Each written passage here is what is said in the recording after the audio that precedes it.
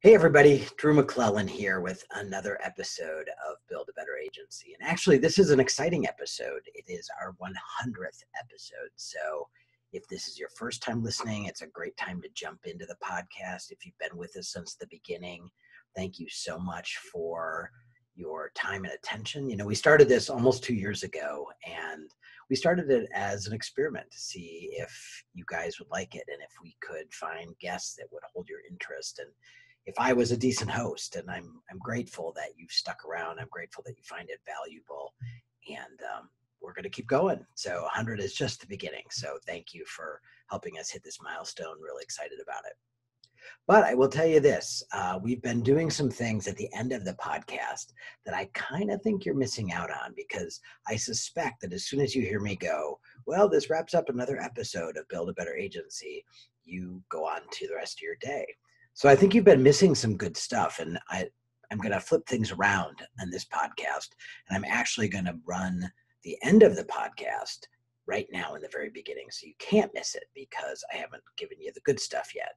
So I know you're going to stick around. So I'm not going to do the thanks for listening part because that would be silly, but I do want to tell you about something that I normally tell you about at the end of the podcast. So as you know, we have all these amazing guests who have done great things. They've written books, and they do online courses, and they have all kinds of offerings. And many of them have been generous enough to give us for free some of the things that they normally sell. So it might be a course or a book or whatever it may be. And we're giving those away one a week. And all you have to do to be in the drawing for those gifts every week is go to agencymanagementinstitute.com/podcast giveaway. Once you sign up once, you don't have to do it again. You just sign up once and you are all set. You are in all of the drawings. So again, that's agencymanagementinstitute.com/podcast giveaway. And here's why you want to do it this episode. So here I'm doing, if you're listening to this, we're experimenting with some video, so you may be seeing video clips of this podcast later. You also are going to see my cat's head probably at some point in time in the podcast. So if you're watching the video, I apologize. If you are listening and you hear him, it's not me making weird cat noises. I've been traveling for the last 10 days, so he's very attentive today now that I'm back at home. So anyway, so here's why you want to jump into the agencymanagementinstitute.com/podcast giveaway this week, because we are going to give away a huge, amazing prize. I'm really excited about it. We are launching a new workshop called Create Content That Creates Revenue.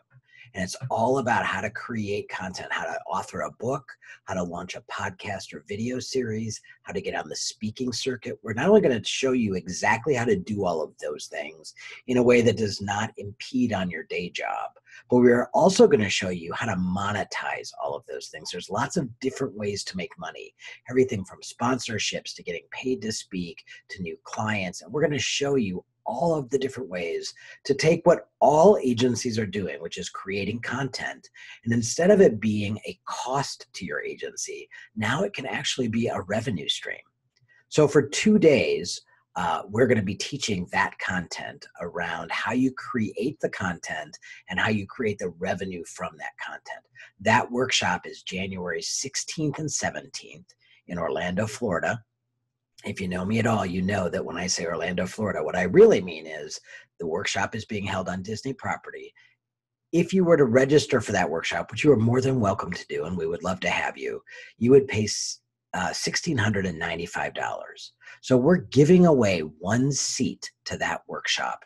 So all you have to do is get there and pay for your hotel, and everything else is comped. So not only are you going to get 2 days of the workshop, but you're going to get the food in the workshop, and you're going to meet all the other agency folks and network with them. And we are, if you come prepared with a little bit of a speech, we are going to actually shoot video of you. So you have a bit of a speaker's reel to put on your website to show people what you look like and sound like when you speak. All of that's happening January 16th and 17th. And if you sign up for the free giveaway, agencymanagementinstitute.com/podcast giveaway, you could win a seat to that workshop. All right, so now let's get into the actual content. Here's what I want to talk about. Today's podcast, as you might have gathered by now, is a solo cast. So if you're new to the podcast, what that means is normally I have a guest on the podcast with me, and my job is to pick their brain and to get all the smarts out of them that I can. But every fifth episode, I do a solo cast, and that's just me and you talking about something that I've been having a lot of conversation with agency owners about, and I want to make sure that it's on your radar screen. And that's what we're going to do in episode 100 is a solo cast. So if you know me at all, you know that I like to talk in analogies and I like to teach with analogies. And so the analogy that I want to sort of set up for today is the idea that every agency is structured a little differently. And many of you are like artisan bakeries. So you are creating these amazing loaves of bread and other baked goods that you learned from your grandma or your great grandma, and you're still using the same recipe and you're doing it all by hand. And it is a work of art. And it is a work of art because it is this age-old tradition. You do it, everyone is custom and a little different. And so you have to charge a little more for that. So it's not an inexpensive loaf of bread. On the other end of the scale is the Wonder Bread Factory. And those are the agencies that are cranking out work, and they are doing the same thing every day. And they have fewer options, right? So you can't get as many different varieties at the Wonder Bread Factory as you can in the artisan bakery, but their bread is a lot more inexpensive. So they have more volume of customers. So the reality is the artisan bakery is what most agencies look like today, that you do everything custom. So you're passionate about your product. You have lots of variety in terms of the way you serve your clients and what you deliver for those clients. You take special orders, right? When a client asks you for something that you've never baked before, you figure out how to make it for them. And you say, you betcha, we can make you that upside down pineapple cake, even though I've never done it before, but we'll figure it out, right? That's an artisan bakery kind of agency. And with that comes higher prices because the time spent on each project is longer. It also means that oftentimes, because the prices are a little higher and because everything is custom, not everybody can afford to go to the artisan bakery. And so oftentimes that kind of an agency has fewer clients. So when one of the clients goes away, when someone stops buying your bread, it's tougher on the business because each customer represents a larger percentage of your AGI. Now, in some cases, some of you who have artisan bakeries, you also have clients who on occasion go to the grocery store and buy the Wonder Bread. So they might be working with freelancers or a smaller shop or a less expensive shop, but they come to you and they have a project that is big or important.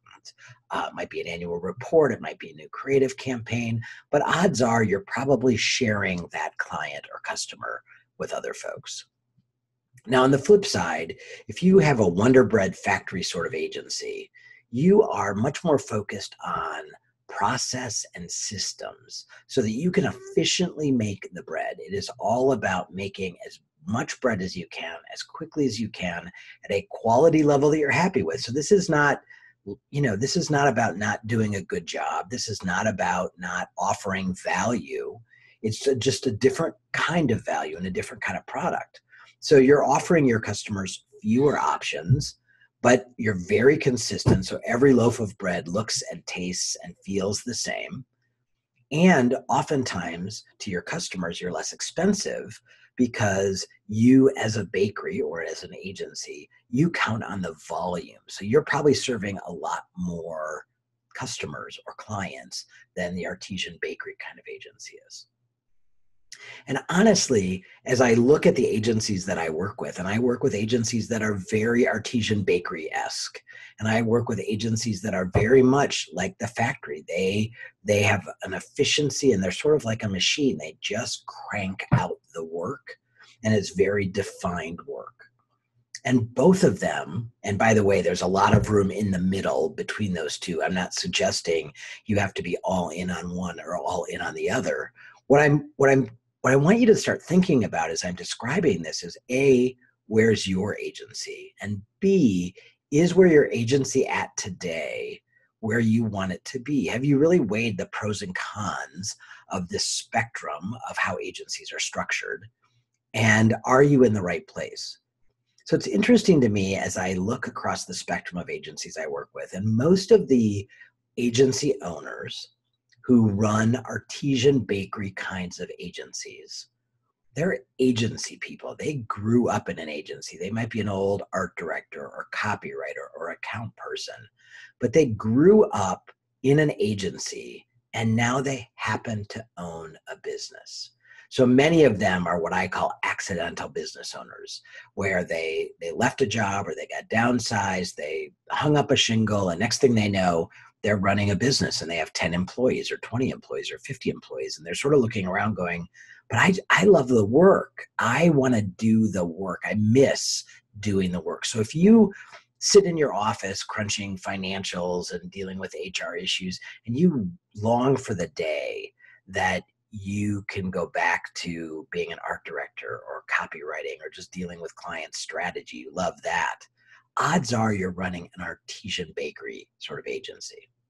On the flip side, I have agency owners who are not from the agency world, that they decided they wanted to start a business, and they looked around and they saw what was happening in our industry and they decided to jump in. Many of them started digital oriented shops. So they might be an SEO shop or a PPC shop or a web dev shop. But these agency owners didn't grow up in the agency and they don't have the same passion for the work that the artisan bakery kind of agency owners do. These guys, and they're not all guys, obviously, these people, they are passionate about running and building a business that serves them in the way that they want a business to serve them. And so they very much are a business owner who happens to own an agency. And that's a very different perspective. So when I think back over the last 10 or 15 years, it's not like this is a brand new thing, right? But a lot of agency owners who ran the artisan bakery, right? They look at the Wonder Bread factory kind of agency and they go, ugh, I would not want to run that kind of a business. I wouldn't be excited by it. I wouldn't be inspired by it. I wouldn't get excited to get up out of bed in the morning and go to the office if I was cranking out the same stuff day in and day out. And on the flip side, the Wonder Bread factory agency owner is saying, oh, the headaches that come with the dramatic creative directors and having to reinvent the wheel every single day and having to price everything separately and figure out what it is. I wouldn't want that sort of headache. I want a simple, methodical business that allows me to create a good revenue and allows me to serve clients, absolutely, to give them value, but in a value that I define, that they're going to buy one of the things that I offer to sell. I'm not going to just let them come in and do the special orders. There's nothing wrong with either of these, or again, the spectrum in the middle. You just have to decide why you're in business and what you're trying to get out of your business. But I will tell you, for those of you that are artisan bakery people and sort of turning up your nose at somebody who's selling web pages or websites for, $3,000 or $2,000 or whatever, I see their financials. I see their P&L and their balance sheet, and I got to tell you, they're doing just fine. So one thing I want to dispel right now is the myth that agencies that have a formula or a package pricing or have fewer deliverables, that somehow they are not profitable or they're not making money. Because I got to tell you, that is just not the case. And in fact, most of them have a much smoother bottom line in terms they don't have the up and downs that artisan bakery agencies do. And there are some reasons why that's the case. Many of you have read the book Built to Sell by John Warlow. And in fact, he was a podcast guest. His episode was episode number 47. And we talked about this. And the book, if you haven't read it, is a business parable, ironically, about a guy who owns an ad agency and wants to sell it and finds out that because he serves everyone and he does a little bit of everything, and because he's so ingrained in the business, because everything is so custom that his employees can't handle the strategic side of the business. He can't get out of the day-to-day. Don't know if that sounds familiar to you. So he gets some advice about how to make his agency more saleable. And what the advice he gets and what the book is all about is how he turns his artisan bakery agency into a Wonder Bread factory. And in fact, the book, like all business parables, goes to a bit of an extreme. So he's a generalist agency, and by the middle of the book, all they do are logos. That's it. All they do is design logos. So first of all, it's a book and it's a business parable. So I'm not suggesting that the Wonder Bread factory agencies or you artisan bakeries who want to go down the spectrum of that would get that narrow in your delivery, because I think that's sort of crazy. But the book is a great book, and it makes a lot of good points about how to think about your business a little differently, especially if you grew up in the agency business. So let's talk a little bit about the pros of each of these, because honestly, I'm not trying to advocate for one or the other. I really just want you to think about where your business is and where you want it to be.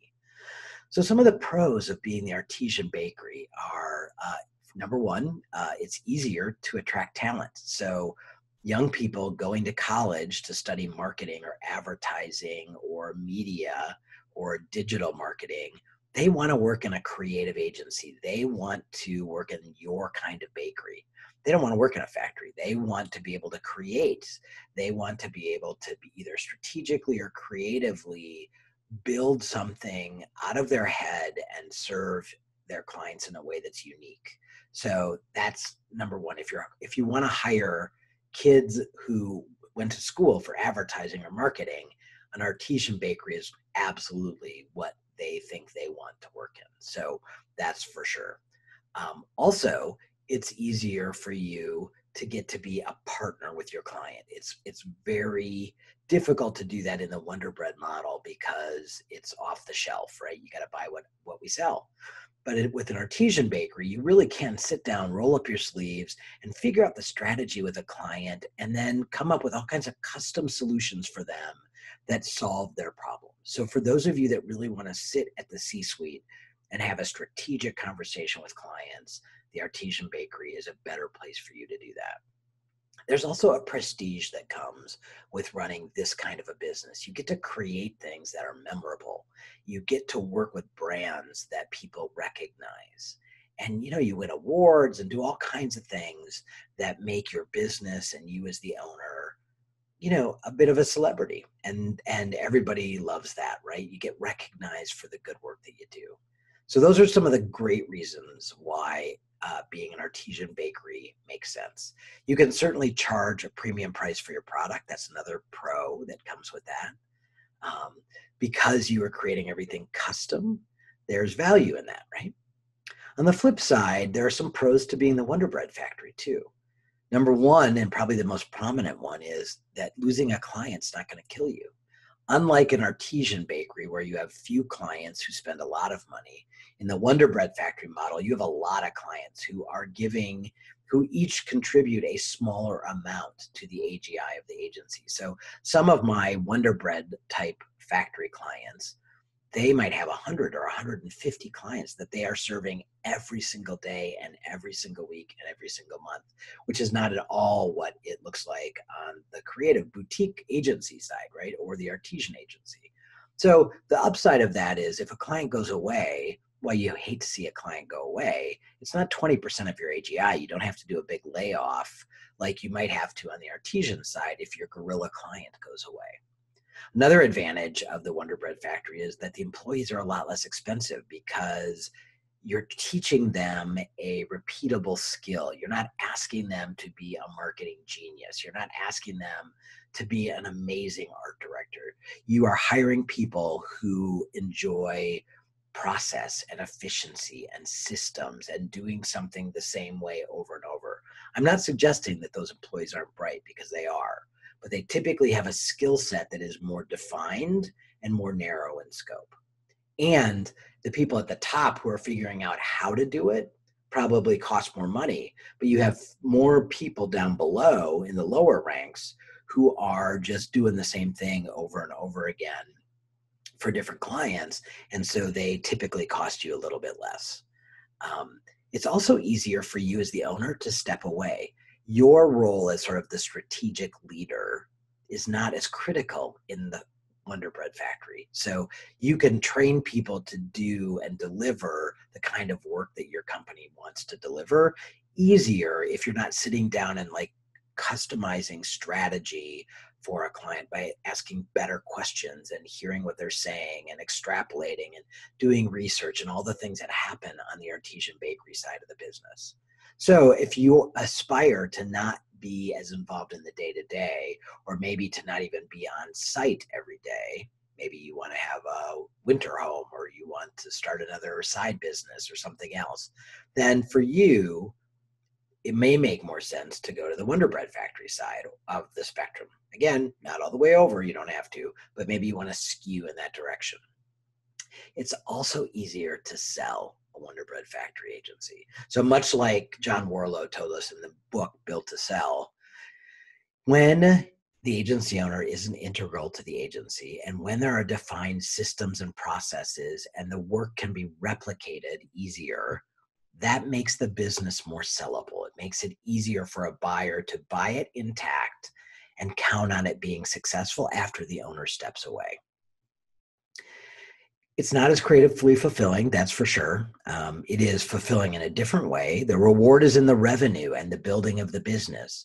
But if you are a true artist, you love to write or create art and do design that's tied to annual reports or incredible, print campaigns or whatever it may be, probably the Wonder Bread Factory not as good a choice for you.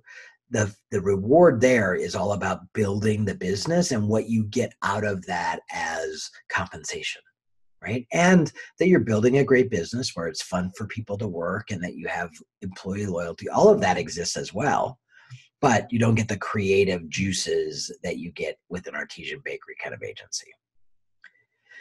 Here's another advantage of the Wonder Bread Factory, though. It's much easier and faster to land a client because everything is predefined. You don't have to go back to the office and think about what you're going to sell them and come up with a proposal and write it. You already know that they're going to buy the silver, the gold, or the platinum package. You know exactly what those are. They're priced the same for everybody. So literally, when you go into a new business meeting, you can present, here's what we sell. Do you want to buy this? Which is different than what happens in the artisan bakery kind of agency, where we meet with a client, we find out what is, causing them angst in the middle of the night. We figure out what their goals are. We go back, we huddle up, we come up with all kinds of creative and unique solutions to solve their business problems. We put all of that into a proposal with pricing and all of that, and we take it back. So a very different process in terms of sales. And you can see how one is more labor intensive and why it takes longer, but also typically the artisan bakery prices are a lot higher. A lot of my Wonder Bread Factory agencies are working with clients for anywhere from $800 a month to maybe up to $5,000 or $10,000 a month. But a lot of them fall in that $800 to $1,500 a month range. So that's a much easier sale, and a prospect or a client is going to be much quicker to sign on the dotted line for a $1,500 a month retainer than they are for a $15,000 a month retainer. That's just common sense, right? Another thing that's different is what I just talked about. The deliverables are more defined. So on the pro side of that, it's quicker and easier to sell. On the con side, when you see that a client needs something else, if you are on the far end of the spectrum of the Wonder Bread Factory, you would say, I'm really sorry, but we don't do video, or we don't do TV spots, or whatever it is they need that's not in one of your packages. Now, a lot of the Wonder Bread Factories are not full on all the way to that spectrum. They sit somewhere in the middle. So they may have some additional services, a la carte services, if you will, that they offer. So after we've talked about all of this, I'm hoping what you're saying is, well, maybe I need to shift a little bit, or maybe I'm just thinking about starting an agency and I've been listening to you, Drew, in anticipation of that. So how do I start that? What does that look like? So if you are an artisan bakery, or you want to move your agency closer to the artisan bakery side of the spectrum, I will tell you this. I still believe, and you have heard me preach this before, I still believe that you cannot be so much of a generalist that you serve everybody all of the time. Can't. You can't possibly. Our world is too complicated today that you can't possibly have all of that talent on staff unless you're an agency of 200 people. And most of you listening aren't that sized agency.